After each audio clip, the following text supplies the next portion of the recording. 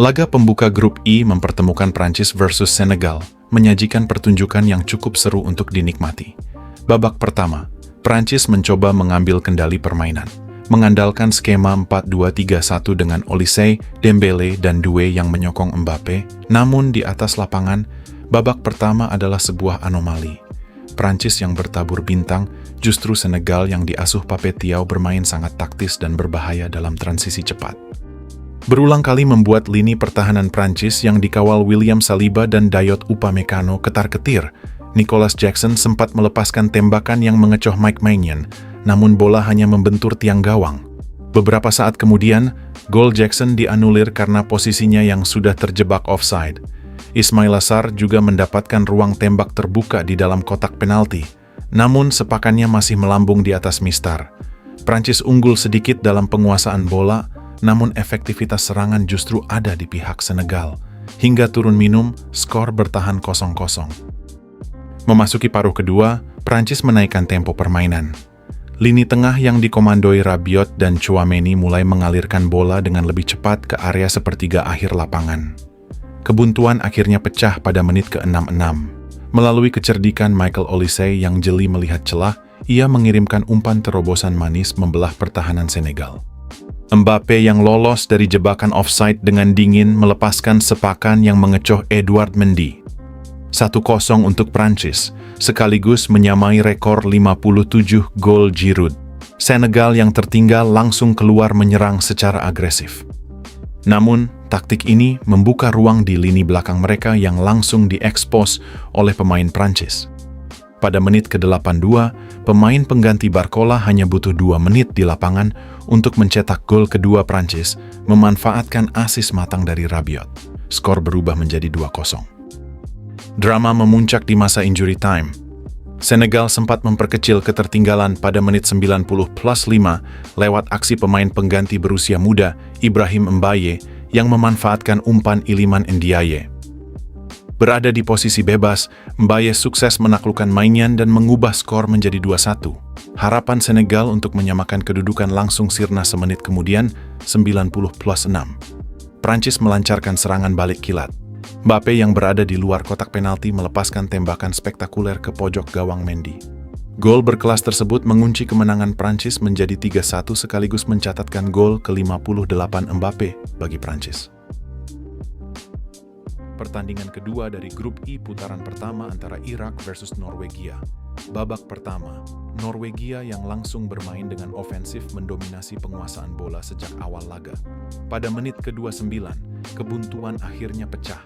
Lewat skema permainan kolektif yang rapi, bek sayap Moller Wolf melepaskan umpan silang mendatar yang sangat tajam menuju tiang jauh. Haaland, dengan insting pembunuhnya melakukan aksi sliding cepat untuk menyambar bola dan merobek jala Jalal Hasan. 1-0 untuk Norwegia. Irak tidak tinggal diam begitu saja. Mereka merespons dengan determinasi tinggi mengeksploitasi celah di lini belakang Norwegia. Berawal dari pergerakan cerdik, Al-Amari di sisi kanan, ia mengirimkan umpan lambung melengkung ke jantung pertahanan lawan. Penyerang veteran Aymen Hussein memenangkan duel udara dengan melompat sangat tinggi mengungguli para bek Norwegia, melepaskan sundulan tajam yang menaklukkan kiper Orjanilan di menit ke-39. Skor berubah imbang 1-1. Sayangnya, momentum kebangkitan Irak sirna sesaat sebelum turun minum. Di menit ke-43, sebuah miskomunikasi fatal saat build-up terjadi di lini pertahanan Irak antara bek Zaid Tahsin dan kiper Jalal Hasan. Bola liar tersebut langsung diserobot secara dingin oleh Haaland mendahului sapuan kiper. Haaland menceploskan gol keduanya sekaligus membawa Norwegia unggul 2-1 di babak pertama. Memasuki paruh kedua, Irak berupaya menambah daya gedor dengan memasukkan gelandang kreatif Zidane Iqbal. Di awal babak kedua, Irak mampu mengalirkan bola dengan sangat baik dan merepotkan lini tengah Norwegia. Namun, perbedaan efektivitas serta keunggulan fisik di bola mati menjadi pembeda. Pada menit ke-76, berawal dari eksekusi tendangan sudut akurat yang dilepaskan sang kapten Martin Ødegaard, bek pengganti Leo Østigård yang baru masuk 3,5 menit berdiri tanpa kawalan berarti. Pemain bertahan milik Rennes tersebut merangsek ke depan dan melepaskan sundulan bertenaga yang menghujam telak gawang Irak. Skor menjauh menjadi 3-1. Irak yang mulai kehabisan bensin mencoba keluar menyerang di sisa waktu pertandingan. Pesta kemenangan anak asuh Ståle Solbakken disempurnakan pada masa injury time 90+6. Sebuah kemelut di depan gawang dari situasi tendangan bebas Norwegia memaksa pencetak gol Irak, Ayman Hussein, melakukan gol bunuh diri saat mencoba menghalau bola udara. Skor akhir terkunci 4-1 untuk keunggulan tim asal Skandinavia tersebut. Pertandingan pembuka grup J antara Argentina versus Aljazair, sang juara bertahan, Argentina memulai misi mempertahankan takhta dengan kemenangan meyakinkan. Babak pertama, laga baru berjalan 5 menit ketika seisi stadion bergemuruh menyambut gol cepat Messi, namun selebrasi tersebut langsung terhenti setelah hakim garis mengangkat bendera pertanda offside. Giliran lini belakang Argentina yang dikejutkan lewat skema transisi cepat Aljazair. Fares Chaibi berhasil menyarangkan bola ke gawang Emiliano Martinez setelah menerima umpan matang dari Ibrahim Maza. Beruntung bagi Argentina, wasit menganulir gol Aljazair setelah peninjauan VAR menunjukkan bahwa Chaibi telah berada dalam posisi offside terlebih dahulu. Kebuntuan akhirnya benar-benar pecah pada menit ke-17. Berawal dari kerjasama apik dengan rekan setimnya di Inter Miami, Rodrigo de Paul, Messi mengontrol bola di luar kotak penalti, mengecoh bek lawan, lalu melepaskan sepakan melengkung kaki kiri khasnya yang bersarang mulus di pojok kanan gawang Luka Zidane. Argentina memimpin 1-0 hingga turun minum. Memasuki babak kedua, kendali permainan sepenuhnya berada di tangan anak asuh Lionel Scaloni. Aljazair mencoba keluar menyerang tetapi kerap patah di hadapan solidnya duet Christian Romero dan Lisandro Martinez. Menit 60, berawal dari tendangan keras Alexis Mac Allister yang gagal diantisipasi dengan sempurna oleh Luka Zidane, bola muntah langsung disambar oleh Messi menggunakan kaki kanannya. 2-0. Menit 76, berada di tepi kotak penalti, Messi melepaskan tembakan melengkung yang sekali lagi menaklukkan penjaga gawang Aljazair. 3-0 dan hat-trick. Pada menit ke-79, Scaloni menarik keluar sang mega bintang.